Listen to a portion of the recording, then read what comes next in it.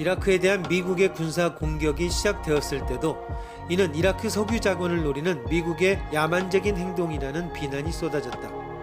이 시각의 정확도는 확인하기 어렵지만 석유가 이들 사건에서 차지하는 비중이 매우 높다는 점만은 분명해 보인다. 즉 석유는 미국으로 하여금 군사 행동을 일으키게 할 수도 있으며 한 국가가 군사 공격을 당해 그 운명이 바뀔 만큼 중요한 자원임에 틀림없다는 것이다.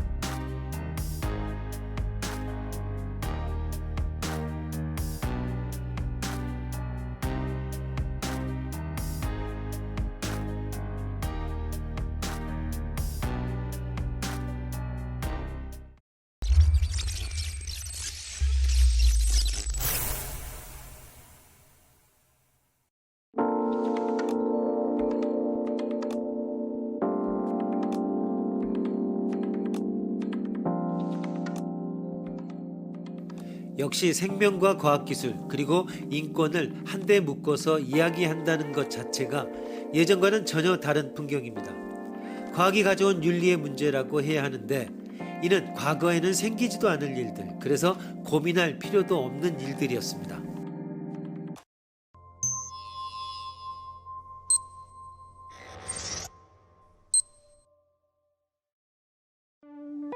다음에 대해 권리주의자와 공리주의자는 각각 어떠한 판단을 내려야 할 것인가?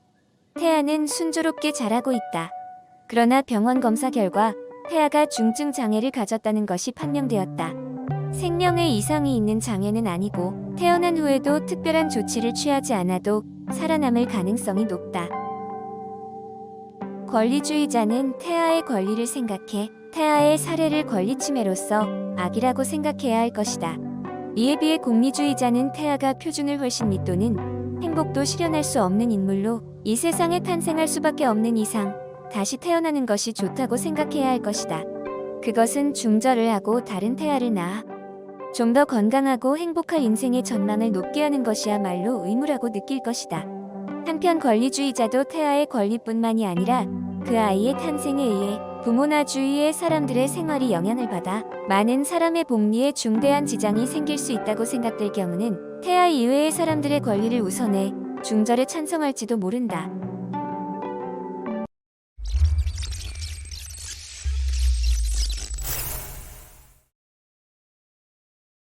다양한 논의가 있는 출생 전 진단과 관련된 이야기입니다.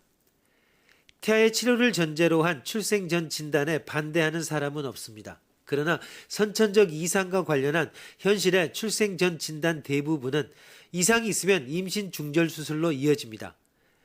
그것이 광범위하게 행해지면 장애자의 차별이 됩니다. 가까운 미래에 염색체 이상에 대해 근본적인 치료를 할 수 있는 전망도 없습니다. 이것이 과학의 현재 상황입니다. 그러면 임신 중절 수술을 염두에 둔 출생 전 진단은 없어질까? 아닐 것입니다. 우성사상이 사람들의 마음속에 있는 한 불가능한 이야기입니다. 그러나 건강한 아이를 낳고 싶다고 하는 것은 비난하기 어렵습니다. 문제는 이 의식이 건강한 아이가 아니면 안 된다고 하는 의식으로 변환되는 것입니다. 태아에게 이상이 있을지도 모른다고 하는 사실이 제시되면 건강한 아이를 낳고 싶다고 하는 마음은 두 가지 방향으로 나뉩니다. 하나는 건강한 아이가 아니면 안 된다고, 다른 하나는 건강한 아이가 아니어도 낳고 싶다고 하는 의식입니다. 전자가 되면 인공 임신 중절 수술이 선택됩니다. 건강한 아이가 아니면 안 된다고 하는 생각은 사실은 건강한 아이가 아니면 낳을 수 없다, 혹은 건강한 아이가 아니면 주위가 낳는 것을 허락해주지 않는다가 아닐까? 이 의식은 친족이거나 회사, 이웃, 그 사람이 자라온 환경이 영향을 미치는 사회라는 것이 아닐까? 이런 상황 속에서 자신과 아이의 진정한 행복을 생각하는 것이 자기 결정입니다.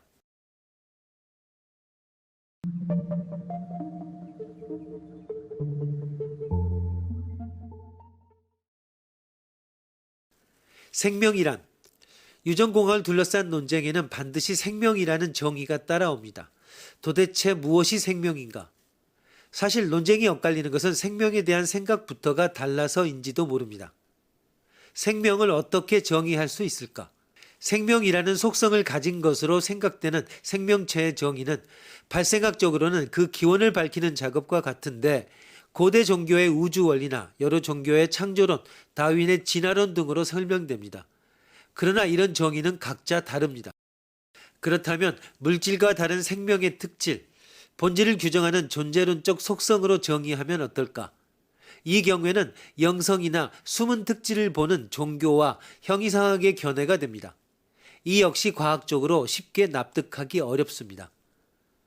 과학 생물학적 방법에 기초한 관찰과 그 결과로부터 추론한 생명에 대한 정의는 대체로 다음과 같습니다. 생명체는 어느 특정한 시간과 공간에서 특정하고 유일한 개체로서 탄생하고 오로지 자신이 타고난 어떤 내부적 동력을 발동시키면서 자신의 일정한 구조를 유지하고 자신이 놓여있는 주위 환경에 적응하는 동시에 그 환경을 자신의 존속과 성장과 복사, 복제, 번식을 위한 재료로 부단히 채용하고 일정한 기간이 지나면 그러한 기능을 중지하게 되면서 죽음을 맞이하게 되고 마침내는 그 주변의 다른 물질과 섞이고 흡수되어 자신의 독자성을 상실하고 다른 물질들과 구별되지 않고 그것들과 꼭 마찬가지로 오로지 물리적 원칙에 따라 작동한다. 생명에 대해서는 이런 과학적 정의를 내리는 노력이 있는 반면 철학적 또는 종교적인 정의를 활용하는 경우가 많습니다.